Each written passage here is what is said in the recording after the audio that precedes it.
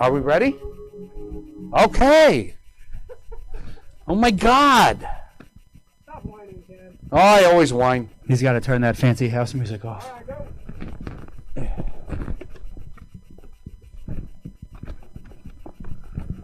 Wow.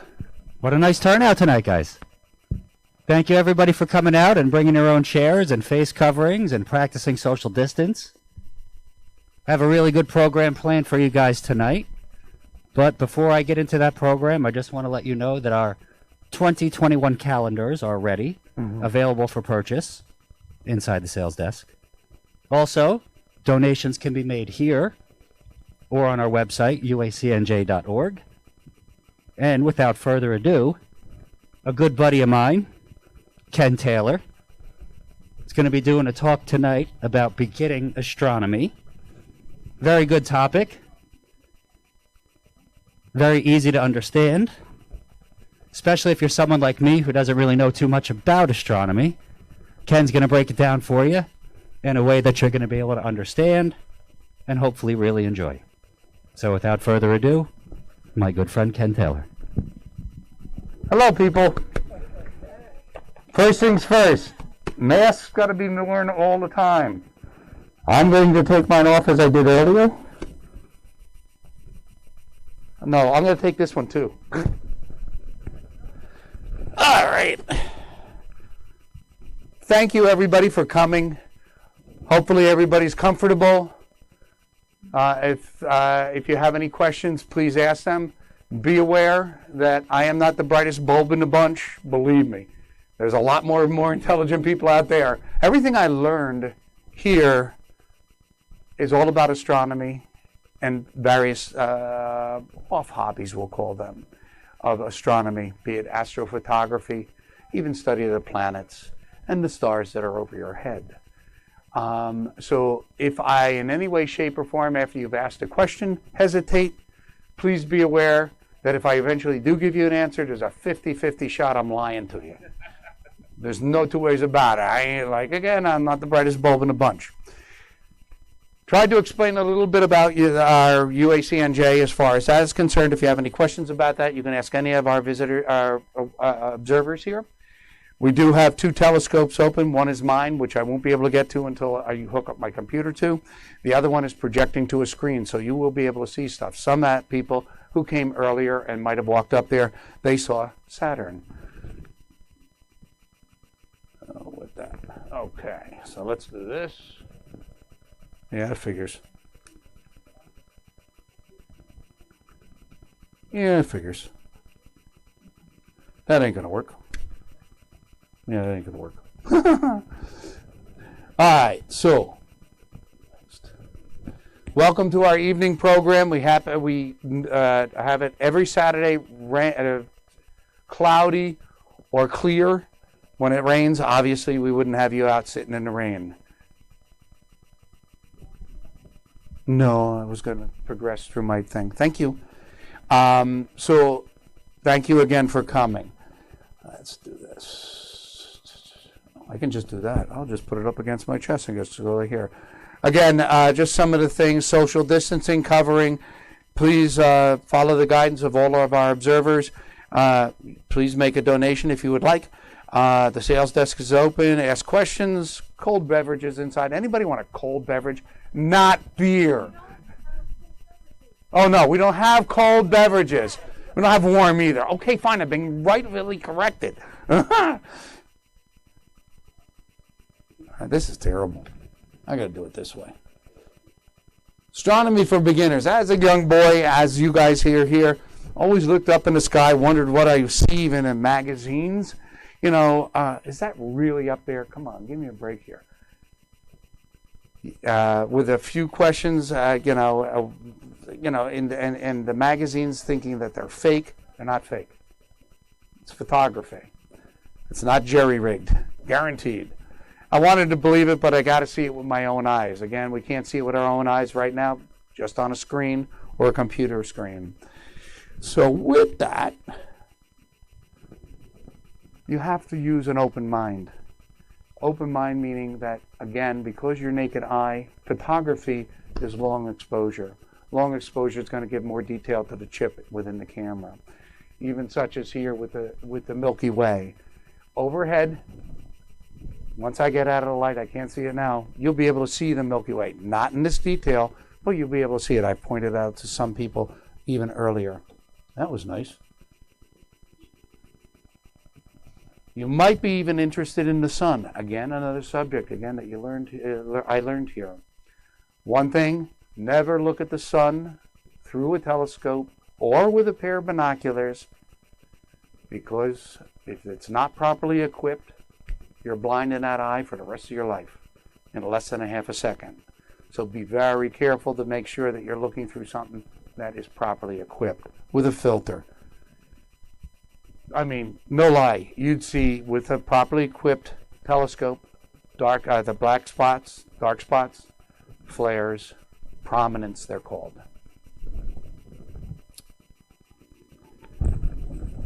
Okay, so maybe you're interested in the planets. I pointed out a little earlier.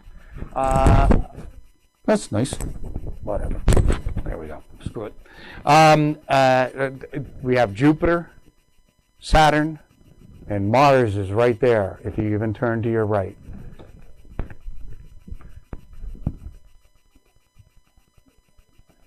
And now, since we've been talking about the planets, how many days or years does it take for Earth to go around the sun one time? Scream it out. Absolutely correct. 1 year.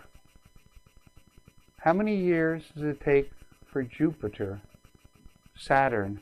Let's go even further out. How about Pluto, which is somebody classified it as a dwarf planet. I'm sorry, I learned that it was a planet. It's going to remain a planet as long as I live. But how long do you think it takes Pluto to go around the sun one time? Scream it out. All right, somebody knows more than me. You're absolutely correct. It's actually 248. And I do have a thing that I should have printed out, but it's right there. Again, 248 years. And in the case of Jupiter, a few days shy of 12 years. So that's going to be here for another 2-3 years before it's out of our daylight savings time, whatever, out of our night sky. This is Mercury. Not our moon, but look at the craters on this. Now, thinking about Mercury, let's go to the next picture. Here's Venus. It is, of course, half, what's it called? We'll call it a quarter of Venus. And, of course, a full shot of the moon. We're not looking at Earth. Why can't we look out on Earth? Because we're on it. And we can't take pictures of Earth when we're on it. And I ain't going to space just yet. I haven't been qualified. Here's Mars. Mars has got 2 moons. And I apologize up front right now. Jupiter, I have written here, has 67. More like 79 now. Thanks to the optics of our outer space telescopes, we're able to discover some things that are smaller but are still orbiting Jupiter. It's like 79 moons. Also, in the case of Saturn, Saturn's got like 67 or 68 moons right now that have been discovered. And even in our telescope, even at our screen that we have up there, you'll actually see the separation from the planet to the rings. So you'll actually be able to see that. And in this particular case here, we have pictures that we do have online of pictures that people have taken of Mars where you actually see the ice caps or ice cap. You only see actually one. You have to go a little lower. Anybody know what this is up here? It's actually an ice cap. Jupiter's has, and several of our other planets do also, Aurora Borealis. That's actually a shot of the Aurora Borealis on Jupiter.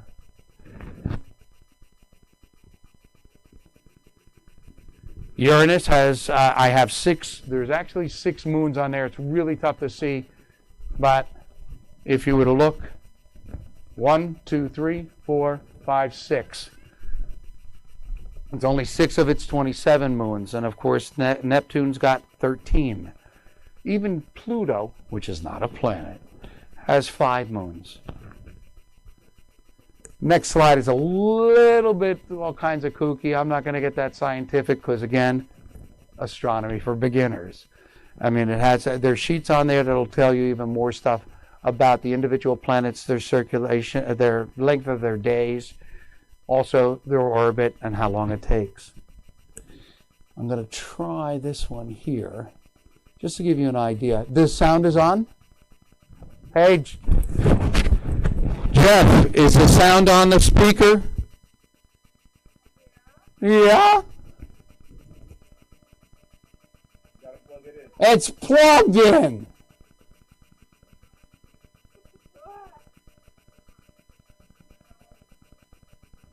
Oh, so you got to turn it on?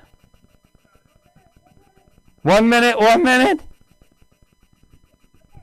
Okay.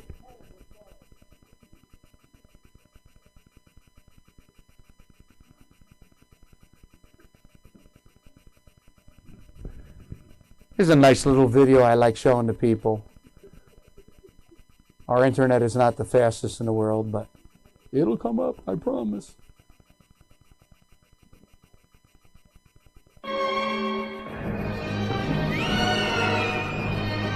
The moon, Mercury. I'm not going to call them all out. Oh, come on. It's not him. That's what I'm going to do.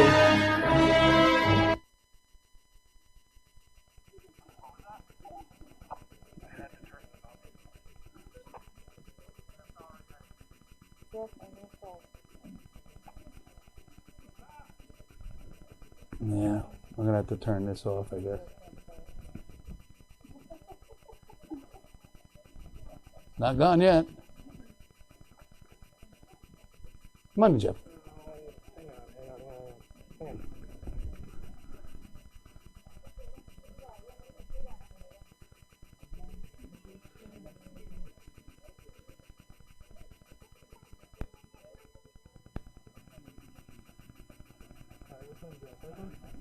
It's up. Just got to go down here to the drop down pull-ups. We're gonna load it. No. Okay, we'll do it there. I'll let that run. It's not up. There it is. Yay! Yay, Jeff. Thank you, Jeff.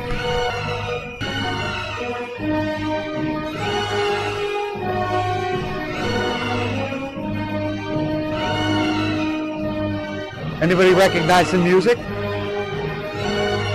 Disney, The Black Hole. Our sun.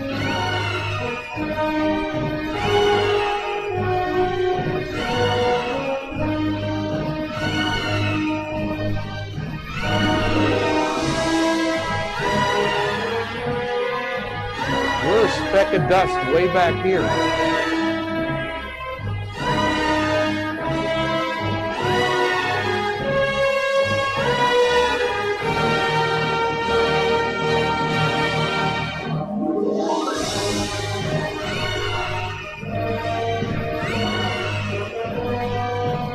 Watch this.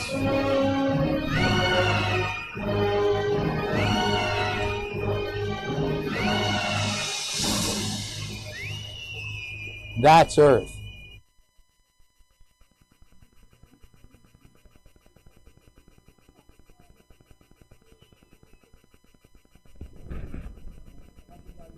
Sorry.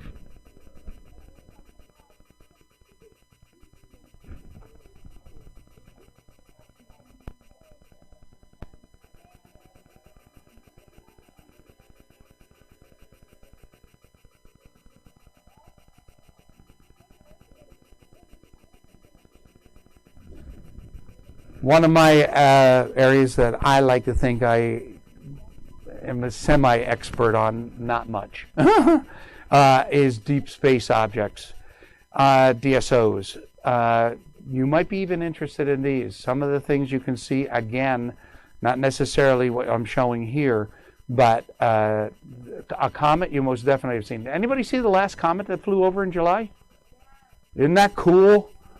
On our calendar is a picture over one of our observatories of that comet that one of our members, Chris Calley, took. Wound up being a great shot. Vanna White, everybody? Galaxies. I was showing somebody, again, you don't need a special telescope to see stuff. A pair of binoculars, even looking straight up as we are here, you're going to be able to see a lot of stuff. I was showing somebody where Andromeda was, and they actually had a pair of binoculars, and they actually looked at it, and that is 2.8 million light years away with a pair of binoculars. This is another one of my real favorites, which is M51, the Whirlpool Galaxy. That's two galaxies, one swallowing the other.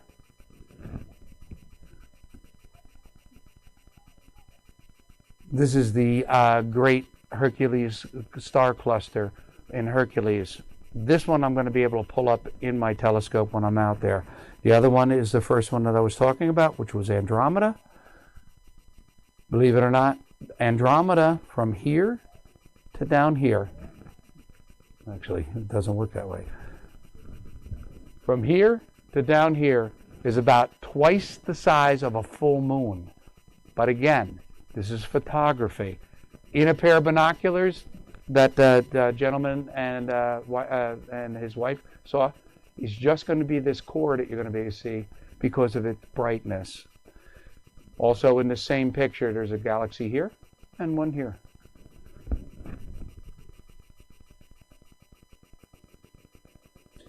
Absolutely, one of my absolute favorite pictures that I did take was with the Horsehead Nebula. This is the Horse's Head. This is over, it's in Orion area. 1,500 light years away from Earth. Again, reason that we talk about light years and everything, it's the speed of light traveling through space. That's how long the light took to reach. So the picture I'm taking here came off of this object 1,500 years ago. Just like the sun behind us, which is already set. If I was to turn a switch on, it's still dark here. It's not going to be able to be seen for another 8.5 minutes. But simultaneously talking about light and the white light of the sun, please try to minimize your use of white light. It does take your eyesight, your pupils go, it's called dilation. It'll take you about another 10 minutes to get that back so you can be able to see everything in the sky. So again, keep the white lights down. If you have a red light, it's a little bit better.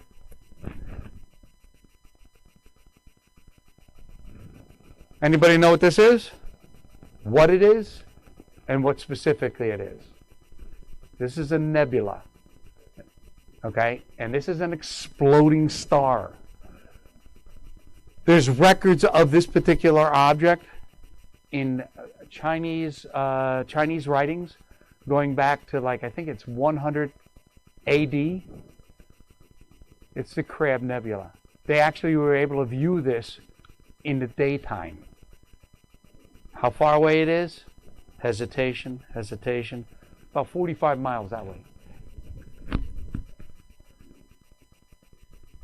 This is the Orion Nebula. The Orion Nebula is able to be seen, not in that detail, same thing, the brighter spot in the center area here, but you'll be able to see this with a pair of binoculars, if you know where to look, in Orion. It's not on the belt. There's actually three stars a little lower. It's the center star of the sword of Orion, and you'd be able to see that. North America Nebula. Some of the things that are really cool. Okay, when you're looking up, you might see things streaking through the sky. Obviously, what are they? They're satellites. Has anybody seen the International Space Station go over? There you go. If you don't know how to when it's going over or anything, there's an app on a phone. You can actually put it on your phone, and it'll send notifications to you prior to that flyover. It's kind of cool. But you might look up and you might think something in the sky is a star. In this particular case, it isn't a star. It isn't a satellite. It's a Tesla. Somebody actually found out where the Tesla was going to be and actually was able to take a picture of it. And that is its location. And what the heck? Starman. And again, why would he have his roof down if there's no wind in space? Let's make it this way. His hair can't blow because it's under a helmet. You might ask, also while you're looking up in the sky, even see somebody like these guys. Again, we have an alien. Everybody thinks I'm an alien, who members of this place. So a little bit back to reality. You might have seen on television, well, you might be the next one again, if you're young enough or in the industry, the next one to send a car up into outer space. Again, there's all kinds of things you can do within the profession of astronomy. Using your imagination, discovering, you know, it's kind of cool. I mean, Elon Musk is sending up, what, 60? Is it not 60 satellites, mini satellites at each shot he's shooting up? There's hundreds of them now in our sky overhead. There's a lot of stuff on television. One of them, the ones that I like, is Exploration Outer Space. It's kind of cool because they do bring in careers and all that kind of stuff, and some of the scientific stuff that's going on with even what's going on with our space program today. Again, apps. Anybody got the astronomy apps? Nobody. Oh, wonderful. Oh, one. Two. There we go. You can get these things for free right online. I got to tell you, they're really good because especially if you're trying to look for something or you're in the dark space like, of course, UACNJ. Android has them and also Apple. Okay, Sky Chart happens to be a great free one. The one thing I got to ask you guys straight out. One, yeah, there's been stars in the sky for forever. Okay, but looking at this, I mean, each at the end of these lines is a star. So they drew the lines in between it. Okay, I'll go with that. But if you only see those lines, these guys had to be really pounding it hard because, heck, I don't see a crab in there. And I mean, that goes for almost every one. I can guarantee you, every one of them. The Big Dipper is not a constellation. The Big Dipper is part of a constellation. It's the Big Bear.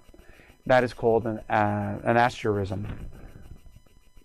One of the programs I really, really, really encourage people to get on your phone or on your desktop or laptop. And this is called Stellarium. It's easy to use. It gives you a 3D shot of the sky. I don't care how old you are. If you want to find out what the sky looked like the day you were born, the night you were born, you'd be able to see it. And actually bring that all up. And I'll bring up a picture here. So, I realized, you know, this light is good, but not good. But whatever. I mean, west, south, and again, you'd bring up these stars. You can rotate this. You can zoom in on an area. You can zoom in on Mars, the moon, and actually find out what phase it is in, the moon. And also look at the planets and also deep space objects. There's several pictures, probably hundreds of pictures of deep space objects if you knew where to look and to zoom in. It does give you the option to actually search and find exactly Andromeda. You know, it might just scroll all the way around to an area and then go to a point and it'll put a little box around it. You'll be able to zoom in on it and you'll be able to see Andromeda, which happens to be one of the pictures that it does have. Now, getting back into astronomy for beginners. As I mentioned, again, a nice place to start with is a pair of binoculars or a telescope, be it a tabletop, you know, an inexpensive model or even a more expensive model. It depends on the size of your checkbook, wallet, whatever. Again, with a pair of binoculars I've already described to you, where you would be able to see Andromeda, the Orion Nebula, on a really dark area where there's really no lights. We got lights that we contend with here. You'd be able to go to the M13, which is the giant globular cluster of Hercules. There's a bunch of stuff. But when you get involved with star hopping again today, and I wrote this a few years ago, you have the apps. Those are real good. If you want to go a little bit further and get a planisphere, if you haven't seen a planisphere, it's something that you can find out what's over in the night sky. Going back to stellarium for a half a second, if you're going to say, and I happen to use you, I apologize, Taiwan, or you happen to go to Australia, you can actually put what's over the sky in Australia on the day you're going. So you'd be able to know what's in the sky over their heads at that particular time. I've used it when I traveled to Aruba, which there's a club in Aruba, believe it or not. No. Heck, I'm not that good looking. But going out and buying a pair of binoculars, inexpensive, portable, you can bring it anywhere, camping, just leave it in the car. When you go out and buy, these are a little bit on the tiny side. You don't want this size telescope, the binoculars. You want something, something you're familiar with. But again, there is others that you have to be avoiding of because, again, of their portability. This is too big. I mean, I'm sorry, that ain't fitting in my Jeep. It just ain't gonna happen. I'm sorry, this car would be crunched by even an eyepiece. Pair of binoculars, starting binoculars, you can buy at Walmart, or you can do like I did. I actually bought them even cheaper than $10 at a garage sale. And again, a name brand would be good. But don't get me wrong, as long as you can see through them, there's not dirt in them, you're going to have a good time with them. You're going to have a fun time with them. With the pair of binoculars, if you can see this, in fact, I'll do it and I'll block this light a little bit. That's Andromeda. That's about what you'd be about to see with your binoculars. In a night sky, that easy to find if you know where to look. Again, star hopping, putting up the app, you'll find it in a heartbeat. This is what Andromeda looks like, as we already saw earlier. And again, that's wrong because it's, excuse me, this is wrong because it is actually 2.8. When I wrote this, it wasn't that accurate. Different types of telescopes. So one good thing about what I learned when I started my astronomy career, no, it's not a career, it's a hobby, is coming to a place like this. And believe me, I might sound semi-intelligent, or you might have already concluded I'm not. So the whole idea is that when I came, I was only 11 years ago. So when I started coming here, I didn't know anything about it. I learned everything I know about astronomy. Don't get me wrong, since I'm involved with the hobby, yes, I learned it on the internet. But this is a wealth of knowledge. Astrophotography. Anybody into astrophotography? Have you done it? Yes, no? I hear nothing. Again, click, click, click is not astrophotography. In a single picture, you're not going to get it. Why? I have previously explained it. Your eye can't perceive all that light. You're only going to be able to see a small portion of Andromeda, but Andromeda is huge. Those pictures are able to be collected into a chip, and therefore it takes about, with a decent picture of Andromeda, it's going to take you a minimum of about 2 hours work. It's big, it's bright, but not 2 hours with a camera opened up. This is like 30-second shots, a whole bunch of them. You'd have to learn how to put them together in a piece of software to make the light frame. And there's a bunch of stuff that has to be subtracted out of that light frame that you're unaware of, such as electronical noise when you look on a television that has snow. So that has to come out. And there's no square stars in outer space. Those are called hot pixels. When you send electricity through a chip, it does wind up creating a few dozen, possibly, hot pixels, and those you got to get rid of. But then there's telescopes. I'm getting back to this, sorry. All right, Newtonian telescope. We don't have any Newtonian set up right now, but we do have a 16-inch in the back. The big telescope that we are going to get, which I'll explain a little later, is not that design. It's more like this design, which is a Schmidt-Cassegrain telescope. It's a reflecting telescope. Why do I say it's a reflecting telescope? Bingo! Oh, sorry, you belong here. Mirrors. It's mirrored telescope. So is the Newtonian telescope. It has a mirror, goes in, bounces out to another mirror, and then out to your eye. In the Schmidt, it actually comes in, bounces off the primary mirror, up to a secondary mirror, and then back out this direction. The other ones are, of course, called a refracting telescope. This is similar to a telescope used by the pirates.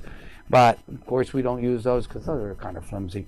But, different type of telescope. By coming here and learning about the individual telescopes, knowing what you might want to look at, will give you a better idea of what you might want to purchase for yourselves. Same thing goes, I'm only talking telescopes, even though I show a mount right here. We're going to get into talking about mounts now. Some mounts basically hold the telescope steady. Because again, if it's shaking like this, you ain't going to see nothing but a bunch of stars going by. Like, I think it's this one. Yeah, it's like that one. Like this stuff. You'd wind up seeing this. And you don't want to see that. So the idea is holding it steady by a mount makes life a lot easier, and you'll be able to focus on stuff. Basically, they're push-to mounts, meaning that you have to physically move them to where you're going. I want to look at that, yeah, so on and so forth. Push-to mounts, just to give you another story. My whole introduction to basically the hobby, a friend of mine happened to be a garbage man in Hanover, New Jersey. Went over to his house. He, come on down, have a soda, have a beer, whatever. Calls me down to his house, which is only 2 houses down. Go over to his house. He said, oh, yeah. So how's everything going? That's going fine. I found a telescope in the garbage. I said, really? He says, yeah, it doesn't work worth a darn. I said, why? No, I don't know nothing about it. I said, bring it out. Put it out. The moon was up, and it was daytime, daytime, later in the afternoon. The moon was out. And I said, well, put it at the moon and let's see it. He said, that's what I mean. I know him at the moon. He's like this, and he's turning it. And I can't see anything. It's all a blur. Do me a favor. Back away from the telescope. He took a step back, and I went like this. Did you want to see the moon? With that was I borrowed that a couple of times for the kids in my immediate neighborhood. I went out and I bought my first telescope, and I'm here talking to you people like I know something. Other kind of mounts. Computerized mounts. Computerized mounts are good. The idea is they're real good. I went from my manual mount to a computer mount, which is all well and good, but I still didn't know the names of the stars. As the results are, once I learned those names, I could set it up properly, the computerized mount. So, this is more or less the type of mount that I have, okay? But there's a setup that you'd have to go through, which is not a big deal. Come here. We'll show you how to use it. It's not a big deal, and it's not that difficult. But again, they are computerized.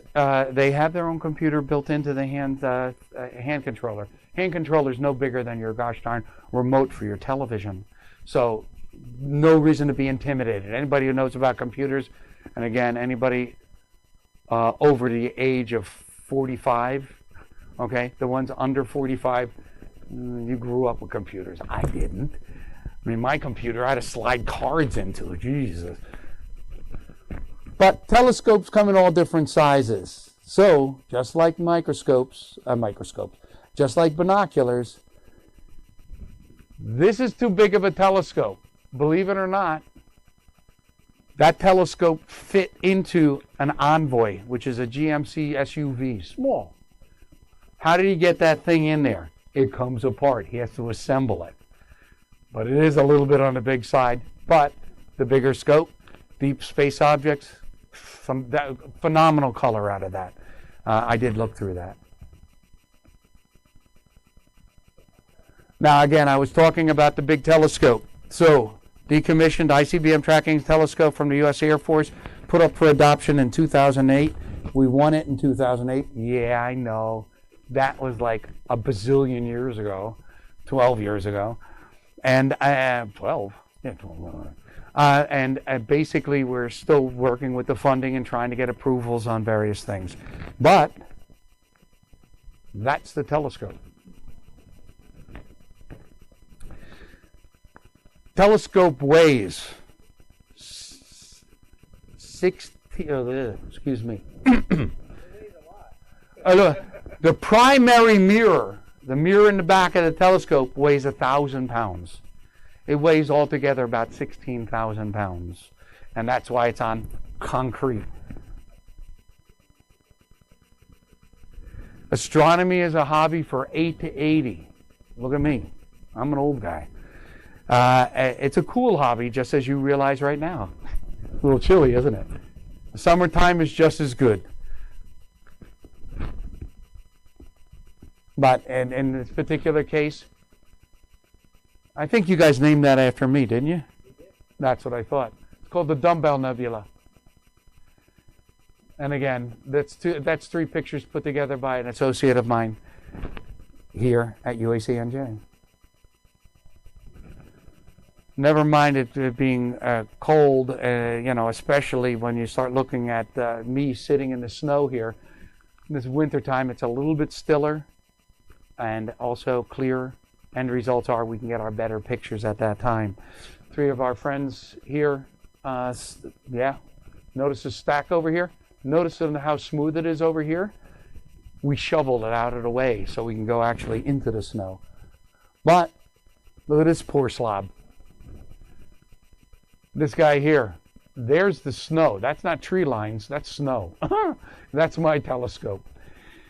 And just to let you know, just because you think that some of these guys are very sophisticated with their telescopes and all that, this particular person right here, his name is Greg Takish.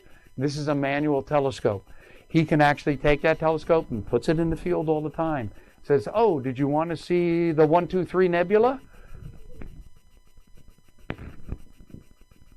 Take a look. He knows where they all are. He knows the sky. So learning the sky is extremely important, again, with astronomy. And getting started with it. Not started with it. Getting started on your journey with it. Of course, there is good, absolutely good viewing, even in the summertime, minus clouds, minus storms. I mean, even at night, we take our pictures. These guys were set up with pictures and so on and so forth. And in a normal year, we'll have people with their telescopes just like this, and they're set out on that field right on the other side of this house, right here. And again, you don't have to wear all this stuff. In this particular case, we were having a talk inside, which holds 75 people during our normal lectures. And guys, it's going to be the International Space Station. 4,500 people, I swear to God, it felt like it. But about 70 people came running outside, and they watched the International Space Station fly over. If you look, they're all looking up in the sky like right here. Again, they're following it coming over. Again, this is you here. Every one of these sheds, as you see here, have telescopes in them. Normally, on a normal year, we'd have 3, 4, possibly even 5 telescopes opened up because we'd have 100 people here, easy on a night like tonight. During our normal year, we get between 2,600 and 3,000 people. This year, we'll be lucky if we break 800, which is discouraging because it bothers us as much as it bothers you not being able to put your eye up against the telescope and actually looking at the object. Inside is where we would normally have our lectures. We have a museum in there also, not open. Also, this is one of our, again, Newtonian design telescope. It's actually called a cave. I think that's a brand name, isn't it, Jeff? Matt? Yeah. Okay. It's a Newtonian. This is a reflecting telescope also. Again, this is the same type of telescope that I switched on my friend. He had it pointed at the ground. The hole's at the wrong side. Jeez. And again, this is the pad right here, which is in the back. This is the pad where the larger telescope will go.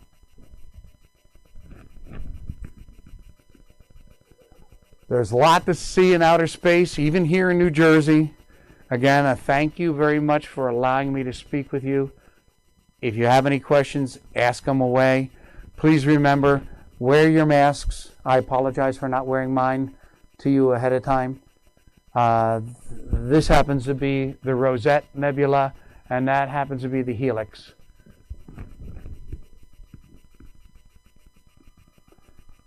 And again, visit our shop. It will be open for the next, I'd say, maybe hour, max. No, half an hour, 40 minutes max. Go inside, take a look. Until I pass out. Excuse me? Basically until I pass out. Although I just chugged a Red Bull, so you never know. Right. So, any questions, guys? Not that I'll be able to answer them. Okay. All right. There we go. I'm going to go disconnect and run so I can go set up. Okay, thank you. All right. Thank Thank you. you guys for coming out. Just a couple notes. If you need to use the bathroom, let's face it, we've all gotten cold. There is the porta potty to my right, your left. As he said, the sheds over there do contain scopes. How many do we have open? There's only the two open. Okay, so we do have two open, one of which he needs to plug his computer in. Normally, we would have you looking through the eyepiece. Unfortunately, you want to turn your mic off? There we go.